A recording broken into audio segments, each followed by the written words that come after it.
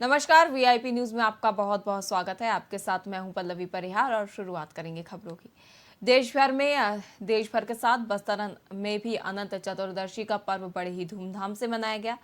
Bakawand block मुख्यालय के कस्तूरबा गांधी बालिका विद्यालयों की 6वीं से 12वीं तक की छात्राओं ने अनंत चतुर्दशी की सुबह से ही बप्पा की विदाई की तैयारी कर रखी थी। इस दौरान बच्चों ने बस्तरिया थीम पर बस्तर की पारंपरिक लोक नृत्य प्रस्तुतियां देते हुए हॉस्टल परिसर से लेकर बकावंड की सबसे बड़ी सरोवर कुराड़ मुंडा में विधिवत पूजा अर्चना कर बप्पा का विसर्जन किया और बप्पा को नम आंखों से विदाई दी गई। इस दौरान आसपास और गांव वालों ने भी गजानन स्वरूप गणेश जी के दर्शन करते हुए बप्पा को विदाई दी। वहीं छात्राओं की ओर से किए गए लोक नृत्य की लोगों ने काफी सराहना की।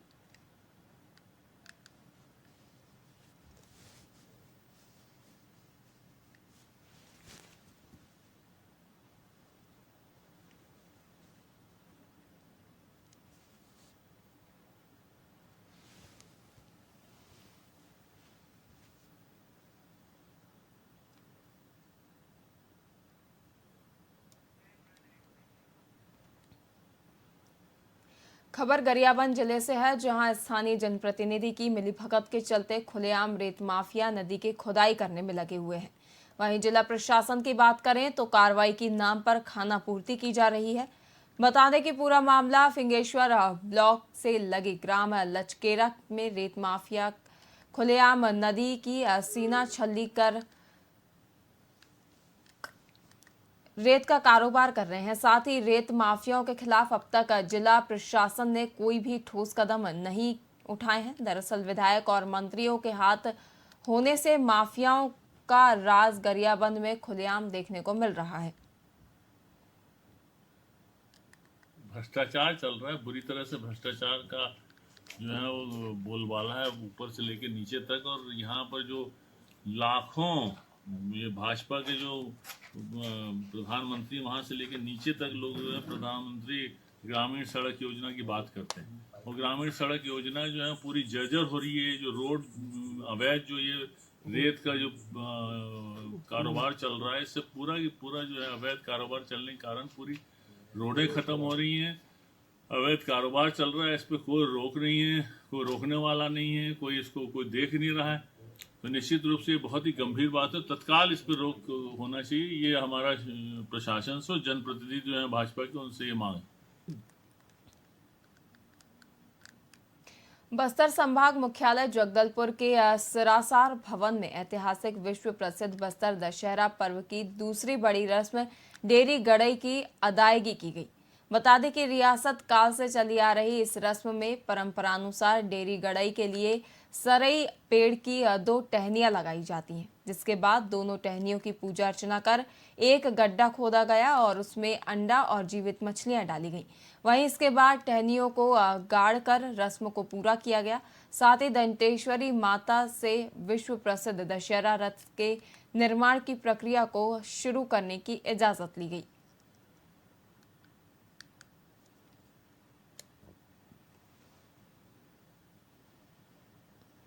आमचं परंपरा रे रीती रिवाज आहे डेरीगडनी आगे वो आए पटा जत्रा हरहरी में एवे डेरीगडनी आमचं पिढी पिढी चलते ऐसे आमचं अखनी परंपराचे रीती रिवाज आहे ये रीति का मी माझी मन हर जिला जिला चो चाल की माझी मन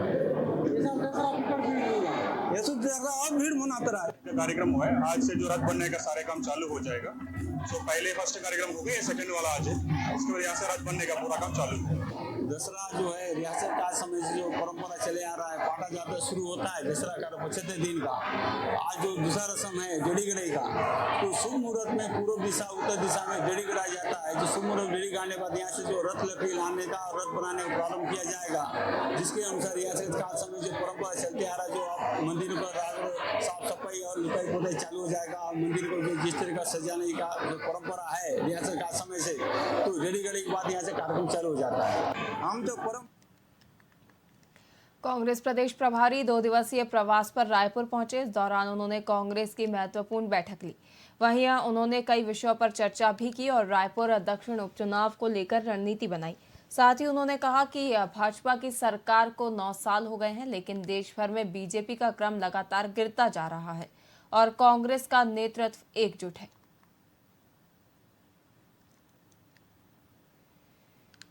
बताया आज हम लोगों ने सभा करी और प्रदेश के तमाम नेताओं के साथ चर्चा करने के बाद हमने एक रूपरेखा तैयार करी है। आगामी समय में रायपुर दक्षिण में उपचुनाव होगा विधानसभा का, उसको लेकर हमने रणनीति बनाई है और कुछ समय के बाद यहाँ पर जो लोकल बॉडी के चुनाव होंगे उसको भी सब लोगों के इन्वॉल्वमेंट के साथ हम लोग कैसे करेंगे। वार्ड से लेकर प्रदेश लेवल तक हम पार्टी के नेताओं कार्यकर्ताओं की भूमिका हम लोगों ने तय करी है। हमारे 3 जो प्रभारी हैं 2 नए नियुक्त किए हैं, सरिता जी और संपत जी, उनका सबसे आज मुलाकात करने का मौका मिला। गरियाबंद जिले के उदंती सीता नदी अभ्यारण्य के कोर इलाके में बसे 51 गांवों के करीब 2000 परिवार विस्थापन की प्रक्रिया के खिलाफ सख्त विरोध कर रहे हैं। बता दें कि राष्ट्रीय बाघ संरक्षण प्राधिकरण ने देश भर के रिजर्व फॉरेस्ट में बसे सैकड़ों गांवों को विस्थापन के लिए चिन्हित किया है, जिसमें छत्तीसगढ़ के 3 टाइगर रिजर्व के 126 गांव भी शामिल हैं, जिसे लेकर ग्रामीणों का कहना है कि जंगल में अब जंगली जानवर नहीं है और विस्थापन की नीति उनके हित में नहीं है। वे पर्यावरण संरक्षण में सहयोगी हैं और जंगल के मूल निवासी होने का दावा करते हुए एनटीसीए की प्रक्रिया का विरोध करते हैं, जिसे लेकर ग्रामीण जिला मुख्यालय पर विरोध प्रदर्शन करने की योजना बनाई जा रही है। पत्र जारी हुआ है राज्य सरकार को कि आप अपने राज्य के अंतर्गत जितने भी प्रोटेक्ट एरिया के जो कोर एरिया के गांवों को जितना जल्दी हो सके उतना एक शेड्यूल बना करके व्यवस्थापित किया जाए। तो जिसके जो हमको जो पत्र मिला अपने जो महाअनुभव के माध्यम से सूचना के अधिकार के तहत में एनटीसीए की जो गाइडलाइन है वो हमको पसंद नहीं आ रहा है, ताकि जो पहले जो रिलोटेड किए गए जो गांव हैं, व्यवस्थापित किए गए गांव हैं, उनका सही रूप से पुनर्वास नीति के तहत में, व्यवस्थापन नीति के तहत में उससे कोई प्रकार के ना इंक्रीमेंटरी कुछ भी नहीं हो पाया है। तो जी, इसमें ये निर्देश है कि जो कोर एरिया में जितने भी गांव बसे हुए हैं उनका जो है निर्देश है कि उन गांवों को जो है बाहर कोर एरिया से बाहर विस्थापन करना है, ताकि वहाँ के जो ग्रामीणों को है जो मूलभूत सुविधाओं की जो है कमी ना रहे, उनको भी अच्छे से जो है अस्पताल हो गया, आपके शिक्षा हो गई, बिजली पानी सड़क हो गए, इसकी सुविधाएं जो है आसानी से मिल पाए। इस वजह से जो है कोर एरिया से बाहर विस्थापन करने का योजना है। और इसका दूसरा इम्पैक्ट ये भी है कि ताकि जो है हिंसक वन्य प्राणी से भी जो है सुरक्षित रहे और जो हमारे कोर एरिया है वो इनवायलेट रहे। ताकि tiger reserve forest core zone buffer zone और यहाँ वन भैंसा शेर है, ऐसा वन विभाग का कहना है। अपने जंगल में एक वन भैंसा भी नहीं है, न शेर भी नहीं है, सब ये विलुप्त हो चुका है। और यह स्थापन वाली बात चल रहा है, स्थापन हम नहीं होंगे, क्यों कारण से हम हमारा जो पूर्वज हजारों पत्र जारी हुआ है राज्य सरकार को कि आप अपने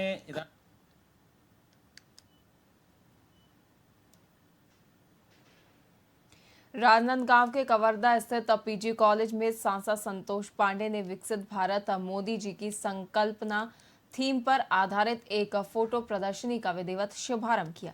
इस अवसर पर सांसद पांडे और अन्य अतिथियों ने प्रदर्शनी का अवलोकन किया और इसके महत्व को उजागर किया। वहीं इस दौरान सांसद पांडे ने बताया कि यह प्रदर्शनी प्रधानमंत्री नरेंद्र मोदी की ओर से साल 2047 तक विकसित भारत बनाने के संकल्प का एक अभिन्न हिस्सा है।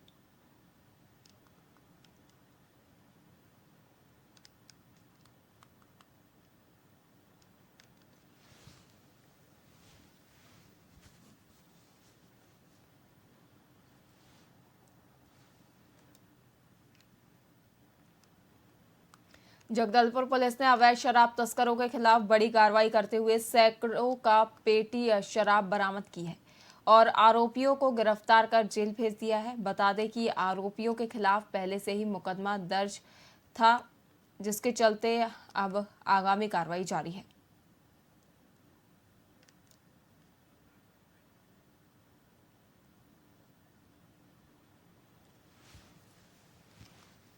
कोतवाली पुलिस जगदलपुर को अवैध शराब के भंडारण को पकड़ने में सफलता मिली है। कल एक सूचना प्राप्त हुई कि आसना के ग्राम पंचायत कॉम्प्लेक्स में कुछ लोगों के द्वारा अवैध रूप से भारी मात्रा में अवैध शराब संग्रहण किया जा रहा है, जिस पर पुलिस टीम जाकर मौके पर दबिश दी और मौके से राम कुमार बघेल के कब्जे से कुल 190 पेटी शराब 1710 लीटर मात्रा में उसे जब्त किया गया है, जिसकी बाजारों कीमत लगभग 12,82,000 है। राम कुमार बघेल से एक मोबाइल और एक पल्सर भी जब्त किया गया है। उक्त प्रकरण में अन्य आरोपी रवि बंसल, दिनेश चौधरी और सानू नायक अभी फरार है। कोतवाली पुलिस के द्वारा 34(2) के तहत कार्रवाई की गई है और राम सिंह बघेल को जुडिशियल रिमांड पर भेजा जा रहा है और अन्य आरोपियों की सरगर्मी से तलाश की जा रही है और इस पूरे प्रकरण में अभी विवेचना जारी है। जैसे ही कोई नया इनपुट मिलता है, इसमें और भी गिरफ्तारी की जाएगी। नगर पंचायत बसना में स्वच्छ भारत के लिए अभियान की घोषणा के साथ ही स्वभाव परिवर्तन को बढ़ावा देने और श्रमदान के माध्यम से जन भागीदारी को बढ़ावा देने के लिए एक पखवाड़े का आयोजन किया गया। बता दें कि यह अभियान 17 से लेकर 2 अक्टूबर तक चलेगा। इस कैंपेन का थीम स्वभाव स्वच्छता संस्कार स्वच्छता रखा गया है, जिसके तहत 17 सितंबर को नगर निगम प्रशासन की ओर से एक मेगा इवेंट रखा गया है। इस इवेंट की शुरुआत नगर पंचायत बसना में सांसद रूप कुमारी चौधरी, भाजपा मंडल अध्यक्ष अनिल अग्रवाल, अभिमन्यु जायसवाल ने की और उसके बाद सामुदायिक से स्वास्थ्य केंद्र बसना में मरीजों का निरीक्षण कर फल वितरित किए गए।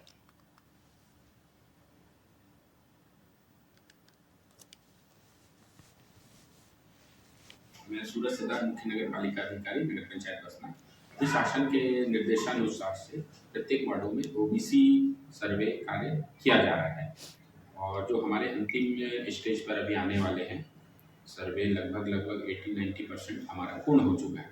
इसमें प्रत्येक वार्डों में जैसे ST SC की जनसंख्या चुनाव के पहले दिया जाना होता है, उसमें ओबीसी का भी हमको शासन के निर्देशानुसार से उनकी जनसंख्या काउंट करके सर्वे करके हमको भेजना है, ताकि आने वाले चुनाव में उसका जीवन और इस पे आवश्यक दस्तावेज के रूप में उनकी आवश्यकता है। ये प्रदेश के सभी जगह नगर पंचायत, नगर पालिका एवं जनपद स्तर पर चल रही है। मैं सूरज सिद्धार्थ।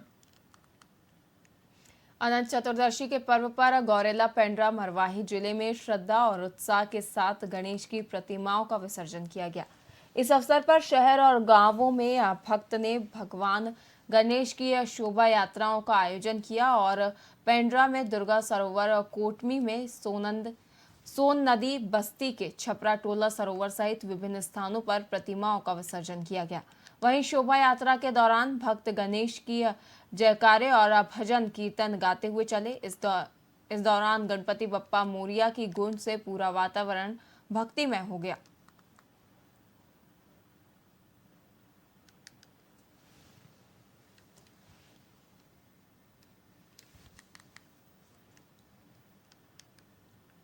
रायगढ़ में उच्चतम न्यायालय के डीजे पर लगाए गए पूर्ण प्रतिबंध के निर्देशों की अवहेलना का मामला सामने आया है। छत्तीसगढ़ में शासन ने सभी प्रशासनिक और पुलिस अधिकारियों को इन निर्देशों का पालन करने के लिए कहा था, लेकिन रायगढ़ में खुलेआम इसका उल्लंघन किया गया। हिंदू संगठनों ने इस पर विरोध जताया है, खासकर जब पुलिस ने गणेश विसर्जन के दौरान डीजे जब्त किए, जबकि मिलादुन्नबी पर मुस्लिम समुदाय के जुलूस में डीजे पर कोई कार्रवाई नहीं की गई। एएसपी आकाश मरकाम ने कहा कि आदेशों का उल्लंघन करने वालों के खिलाफ सख्त कार्रवाई की जाएगी।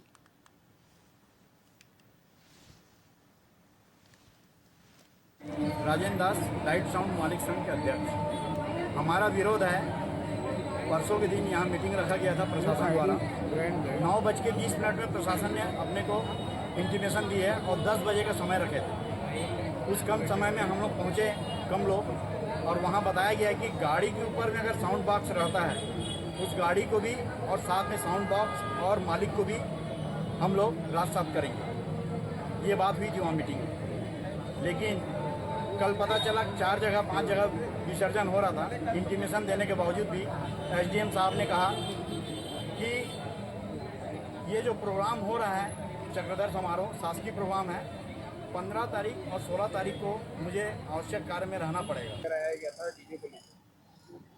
डीजे को लेके जो शिकायत लेके आए कुछ संगठनों के द्वारा, उस पर जो है विधिसम्मत कार्रवाई की जाएगी और उनको आश्वासन दिया गया है कि जो भी हाई कोर्ट के दिशा निर्देशों का उल्लंघन करेगा उस पर विधि सम्मत कार्रवाई करेगा। Thank you sir. ये विरोध हमारा जो था, अभी हमारा जो गणेश चतुर्थी बीता है, गणेश चतुर्थी में जितने भी पंडालों के द्वारा डीजे विसर्जन का व्यवस्था किया गया था, उन डीजे विसर्जनों को बजने से पहले उस पर कार्रवाई की गई और एक का जो बजे है उनको लेकर थाने में जब्ती किया गया।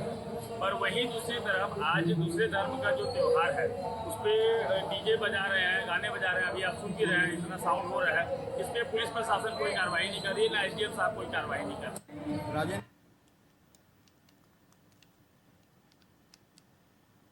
मुख्यमंत्री विष्णुदेव साय ने रायपुर के तेलीबांधा तालाब में स्वच्छता ही सेवा पखवाड़ा का राज्य स्तरीय शुभारंभ किया। इस कार्यक्रम के तहत नागरिकों को स्वच्छता की शपथ दिलाई गई और तालाब परिसर में सफाई की गई। मुख्यमंत्री ने स्वच्छता दीदियों को और समाजसेवी संस्थाओं को सम्मानित किया और स्वच्छता मैराथन और नए स्वच्छता वाहनों को हरी झंडी दिखाकर रवाना किया। कार्यक्रम में विधायक और महापौर भी शामिल हुए। ये आज स्वच्छता पखवाड़े का शुभारंभ पूरे देश में आज विश्वकर्मा जयंती है। मैं सबसे पहले समस्त छत्तीसगढ़ वासियों को विश्वकर्मा जयंती की बहुत बहुत बधाई देता हूं, शुभकामनाएं देता हूं। और आज हमारे देश के यशस्वी प्रधानमंत्री श्री नरेंद्र मोदी जी का भी जन्मदिन है, तो मैं छत्तीसगढ़ की जनता की तरफ से उनको जन्मदिन की बहुत बहुत बधाई देता हूं, शुभकामनाएं देता हूं। भगवान उनको दीर्घायु बनाए, वो स्वस्थ रहें और 140 करोड़ भारतवासियों की इसी तरह से सेवा करते रहें। सर ये आज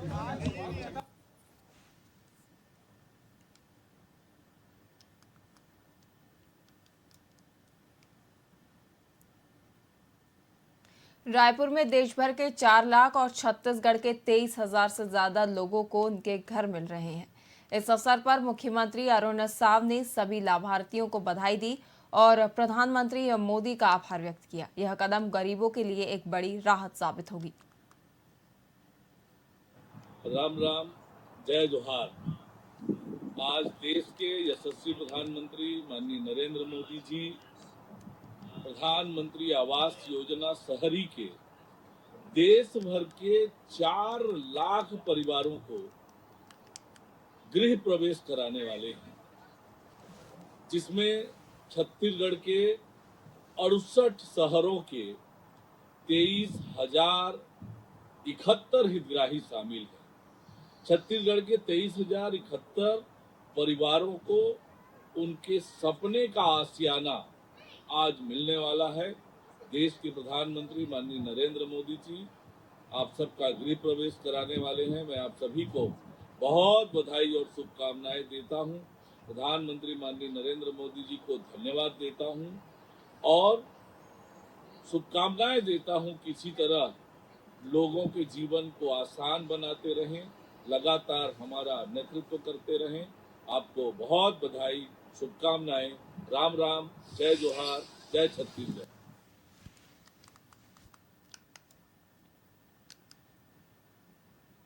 राजधानी रायपुर के इंडोर स्टेडियम में मोर आवास मोर अधिकार कार्यक्रम का आयोजन हुआ। प्रधानमंत्री नरेंद्र मोदी ने छत्तीसगढ़ के 5,11,000 से अधिक आवासहीन परिवारों के लिए पहली किस्त की राशि जारी की है।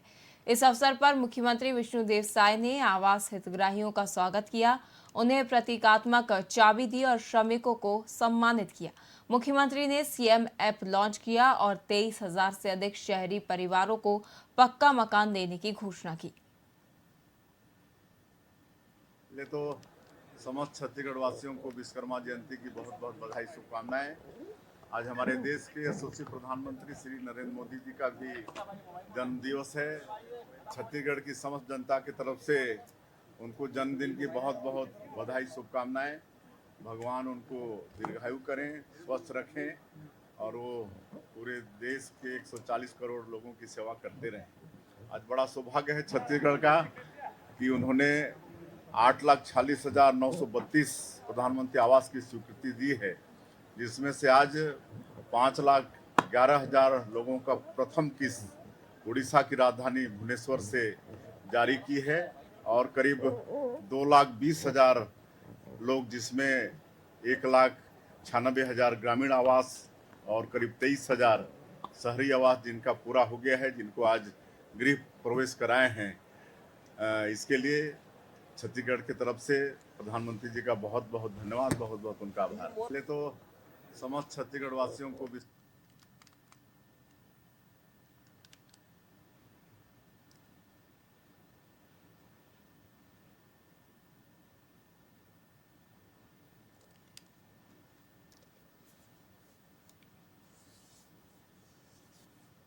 फिलहाल के लिए खबरों में इतना ही। देखते रहिए VIP न्यूज़। नमस्कार।